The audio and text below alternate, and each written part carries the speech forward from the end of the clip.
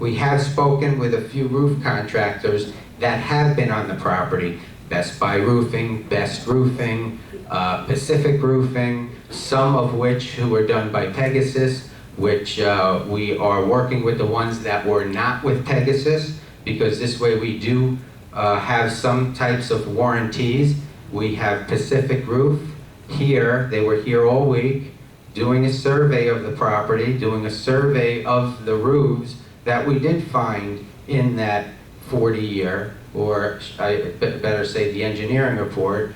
And because of the questions, which we welcome from the community, because obviously we were not here during that time, of who was on those roofs, so it helped us to narrow down who was there, after taking a lot of time digging out, because those records obviously were not the easiest things to find, but we did find some of those records, and we are acting on those records faithfully, and we are working with that company so that we can find out what is covered, what is not covered, and then we can move forward from there on demanding coverage or knowing certain things weren't covered, so this way people can understand what we're doing about the roof situation.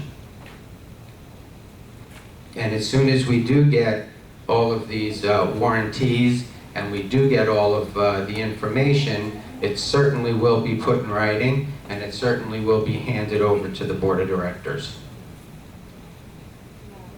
Regarding the Marseille door, FFHA, ADA, FFHA is the governing agency for condominium. In the past meeting, we did have a vote. The vote was given to us. Actually, the legal opinion was given to us from Eisinger that this was a unit owner expense. They did send, however, a letter since then, and that letter, which can be requested by anybody from the office, we'll be happy to give anybody the letter. The letter actually from Eisinger and Brown opens by saying that our firm would like to apologize profusely for providing inaccurate information regarding the subject of the FFHA. In short, it is the understanding now from our attorney who gave us the original letter that it is the unit owner's responsibility to make that type of a modification. So at this time, tonight's meeting, the board has in front of them the original bid, and they have the potential of re-voting for that and possibly rescinding the last vote so that it becomes the unit owner expense. As well, I sat down and spoke with the person in question, and they have full understanding after I sat down with the law and with the legal letter, and we will be working with them to see how they would be able to pay for it should they need it, but that it is a unit owner expense, and they understand that, and we will be working with them to bring that to completion. The sale of units, Orleans 1A and Edelweiss 1C, as everybody will notice, we did have postings throughout the community that we have taken title, unencumbered title, meaning there is no mortgage. We own those units, and we put them up for sale, which can help the community to recoup back monies that are owed to the community. We do have bids that are sitting with the board to discuss tonight.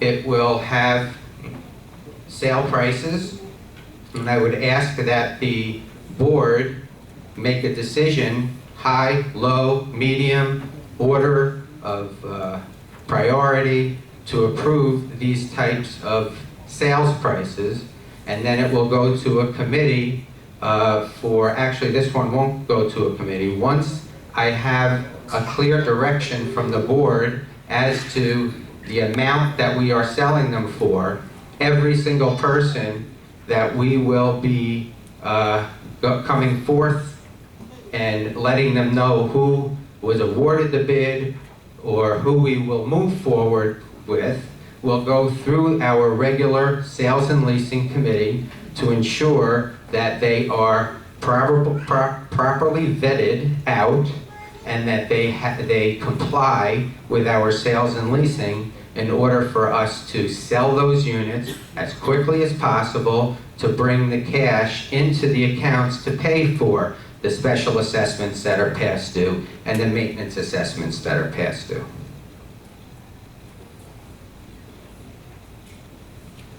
And that is all I have tonight. Yes? Jason, I wanted to ask you, what's the format of the newsletter that you're circulating? Is that an online thing, or is that a paper letter?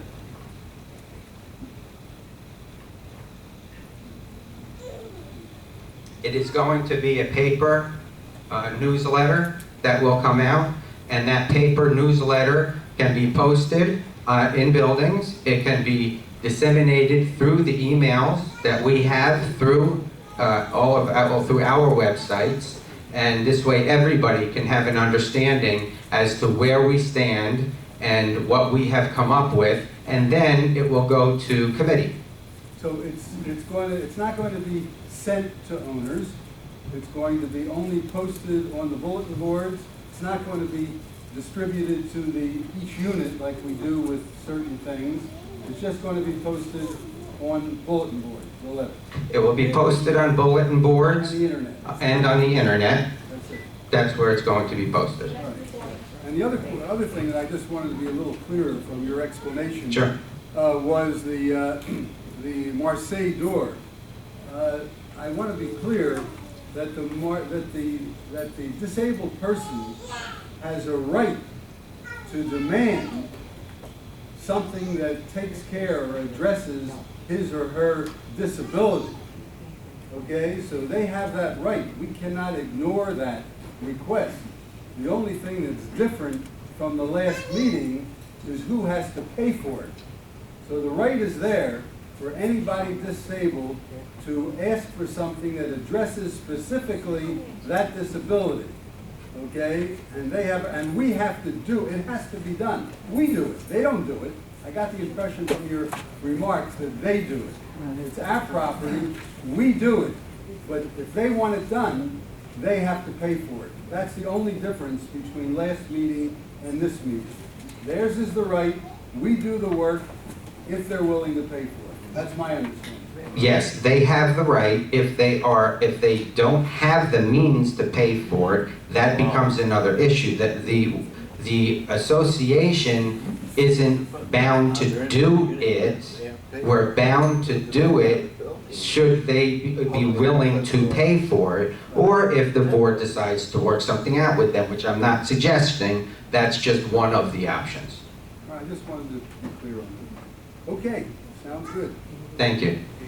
I had a Yes. question on the roofing. He needs a mic.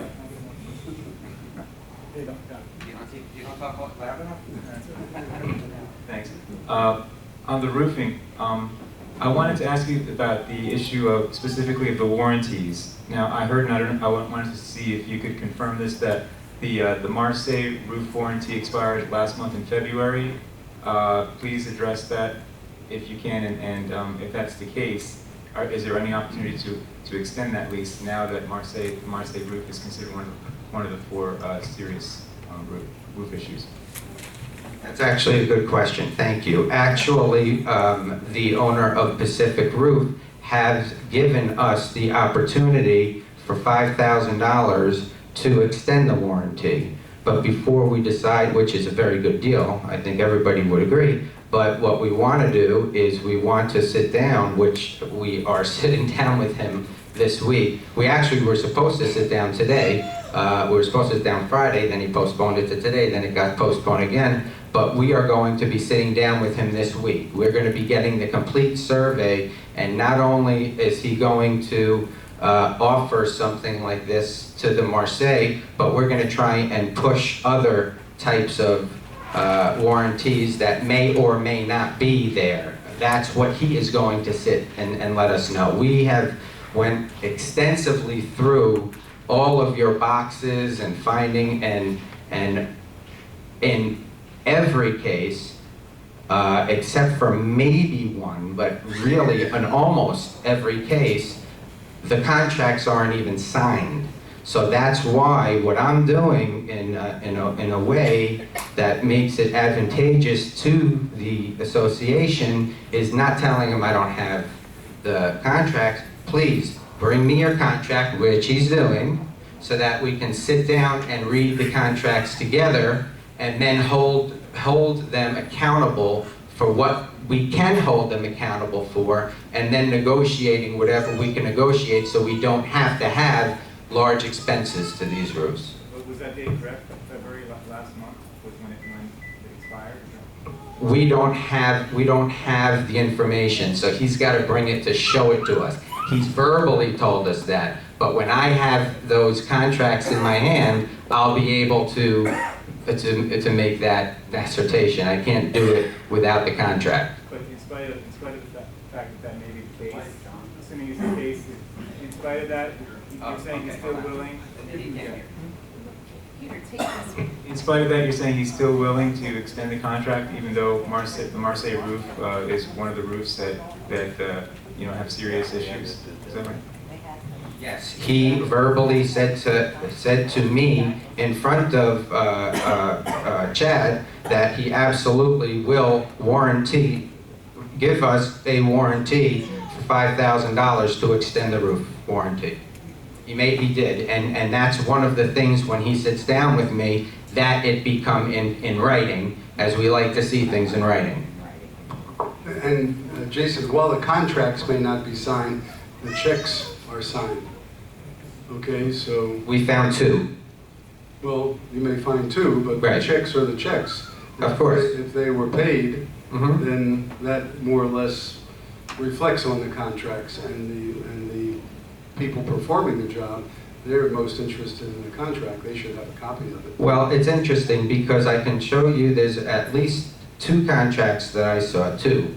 And inside those contracts, when they were signed by them, not signed by us, and a deposit was written, which I can track and trace those checks, it specifically does not give you much warranty. Whoever signed the contracts did not sign on a warranty, because when you do the roofing, it clearly states for X number of dollars you can have this warranty, for X number of dollars you can have that warranty, and in the ones that I saw, they didn't opt for it. However, this gentleman from John Titus, I think his name is John Titus, is willing to take on that warranty for the $5,000. My point to you is I wouldn't be too concerned about the fact that our copies are not signed by us. I don't believe it's unusual that people holding their own contracts may not have their signature on it, but they certainly have our signature on their copy of the contract. So I wouldn't be concerned the fact you don't see our signature. Well, he said he has them and he's bringing them. He said he has the checks, these contracts, and he's bringing them. Okay, fine.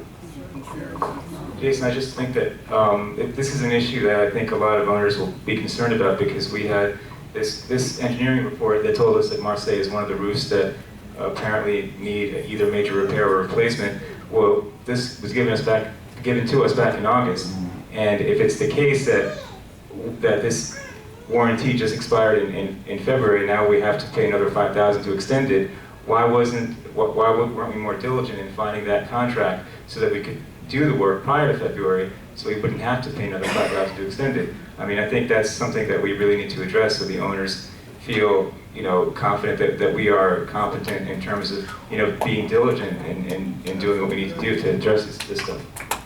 Yeah, actually, the roofer should go by the date of the engineering report. That's when it was discovered that it was faulty, rather than when you reported it. Okay, that's what I'd be pushing. I push that issue. We had an engineering report, and that's when it was discovered, and that's the date that we need to go by. I agree. I'd suggest that. I agree.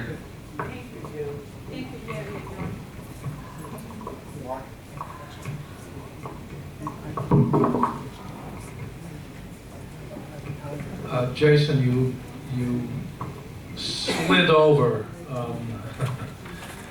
the foreclosure issue, and I'm not quite sure what you said. And you mentioned some kind of fuzzy process about us taking title, and we would decide whether to sell it or what have you. Who is we? How are we going to go about this? I think we need a slightly more formal understanding of who's doing what with these things.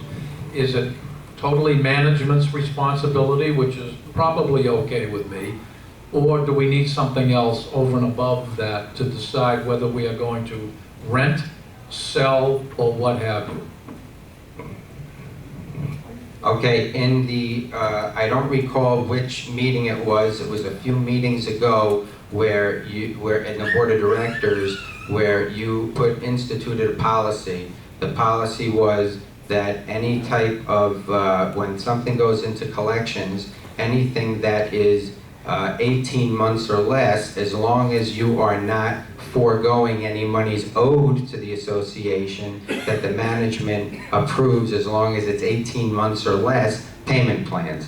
Then anything above that, up to 24 months, was the majority of the officers were allowed to approve 24 months, anything at 24 months. Anything over 24 months, as you saw in the last board meeting, we brought, I think it was 31 or 32 months, don't quote me, somewhere around there. We brought that to the board last time, and the board voted to allow for that payment plan. The final part of this whole process is if we were going to foreclose.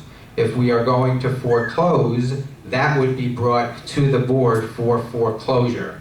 And that's why you're sitting with the list in front of you on how to foreclose.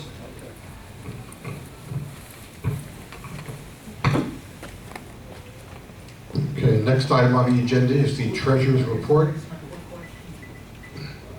You can, Secretary for Good and Welfare, please.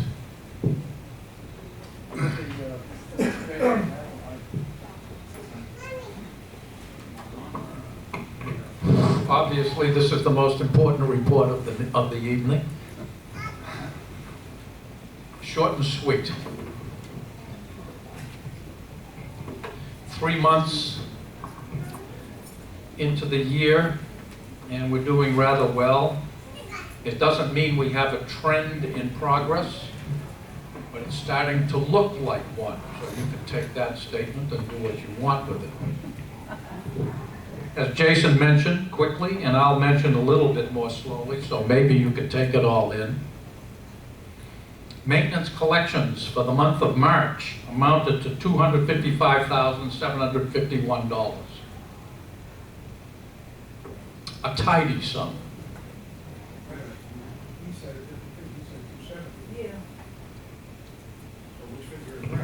No, he didn't. He said overall collections were 270. Maintenance, listen carefully, maintenance was 255,751. Miscellaneous receipts amounted to 14,239 for a total receipt for the month of 269,990, which is conveniently rounded off to 270 to satisfy your question. This is a bit of good and bad. Expenses amounted to $275,036. This is the first month that expenses exceeded our receipts, leaving us with a surplus deficit of $5,046. The good thing is that for the first 3 months of the year, the first quarter, we are operating according to our budget, which seems to be doing well in determining what we're supposed to be doing, we are operating with a surplus of $17,663 to date. The bad thing is, at least as far as I'm concerned, is that the reason we're in deficit for this month is that we've had legal fees which were $10,881 over budget. We will continue to try to work to bring that more in line.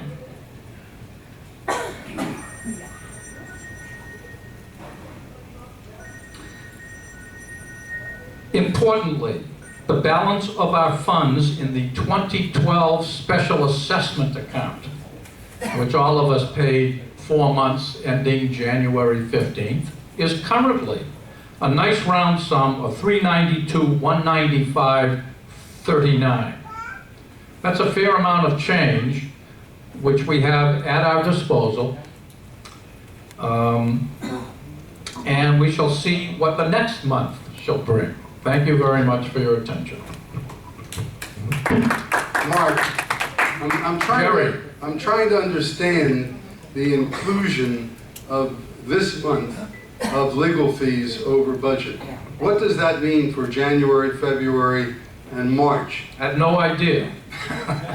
So that figure doesn't mean anything to me. Well, it means something to me. What does it mean? It means that for the first 3 months of the year, we are operating at a surplus of $17,663. Yeah, but if some of that $10,881 belongs in January, February, or March, and then possibly all of the months, including April, we're operating at a surplus. I don't know how it's just stuck there, as if there's a reason for No, it. in this particular month, we had legal fees of $10,881 over budget. Did we have any legal fees in January, February, and March? I don't know for sure, but if we did, it was within the budget confines. All right, it's a strange inclusion. I don't. Well, no, it's an understand. I don't inclusion, understand. it's an inclusion which you've always asked for transparency. It's the first month out of 3 that we were in deficit, okay? Right. The deficit being $5,046. Are you telling me that all of the other categories of expenses are within the budget? Is that what you're saying? To date, Everything is within the budget. To This date. is the only category that's out of budget. in this month, legal expenses for this month were $10,881 over budget. Is there any way that we could see, I mean, this is really an abbreviated report of just totals. Isn't there any way that we can see the elements of this? Absolutely. You I can think go in- that should be in our report. Otherwise, it really doesn't, to me, I'm not great with numbers, but it doesn't mean too much unless we would see what these numbers consist of. So I'd recommend. Which numbers consist of? Well, I'd like to see, the collections are clear, okay? The collections are the collections, okay? But the expenses, those things could be broken down. I think the expenses are available for anyone who wants to see them by going into No, I'm the just office. saying, no, I'm Joe. talking about for us at these meetings so that we have a better idea of what you're saying. Right now, you're just giving us totals, and I can't look into it. I'm just suggesting that in the future, we have, as part of this, the actual breakdown. Is that a possibility? I will have to think about it, but Fine. now you're asking me to probably have to delay the report. I don't understand what you're driving at. I'm trying to understand the figures. I don't understand. You got the figures from something. How would that delay the report? You got the figures from the individual numbers, and now you're just giving us the totals. So all I'm asking you to do is include the numbers that you got these totals. You want a from. line item report? Whatever you call it. You know, I don't know the official. But wherever you got these numbers, I'd like to see the backup for those numbers. Otherwise, Can we have a it doesn't line mean item anything. report? The answer is yes, you can have a line item Fine. report. All right, When- in yeah, here. we can get you a line item report. Great. You just need to understand when you do the budget, let's say you have a certain number, because when we built the budget last year. So let's say we know that we spent X number of dollars per year in a certain category. It's quite possible that certain line items were amortized throughout the year. So in other words, in January and February, March, all the way through, it could be a constant. So you'll have some that are up, some that are down, but the end result, it equals out. But we can certainly give you those line items. That's not an issue. I'm assuming that that's what happened with the legal expenses. They were amortized over the year, and this month we're $10,000 Yes. above. It's the only way that that could occur. Yes. Okay, so we We need will to give see it the to you. backup, otherwise this doesn't. We can give that to you, Jerry. The treasurer knows, but we'd like, you know, people We can make give that mistakes. to you. That's Thank not you. an issue. Thank you very much. Okay, next is the Sales and Leasing Committee report. Thank you. The committee met on March 27th and took the following actions. Approved rollover leases for the following units. Zurich 3J, a 2-bedroom unit for $1,000 a month. Edelweiss 1F, a 1-bedroom unit, $842 a month.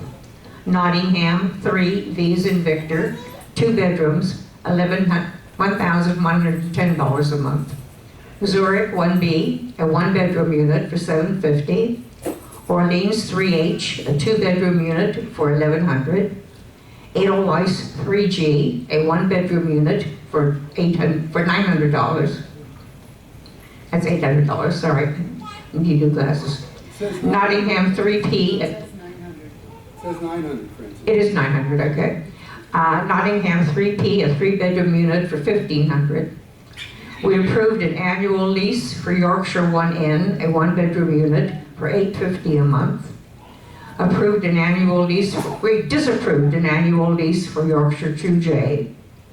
Approved permanent occupancy application for Interlaken 1N, and approved the following sales. Excuse me. Grenoble 2X, a 2-bedroom unit for $74,500. All maintenance and special assessments had been previously paid in full. Heidelberg 1D, a 1-bedroom unit for $23,500. We recovered $5,069.30.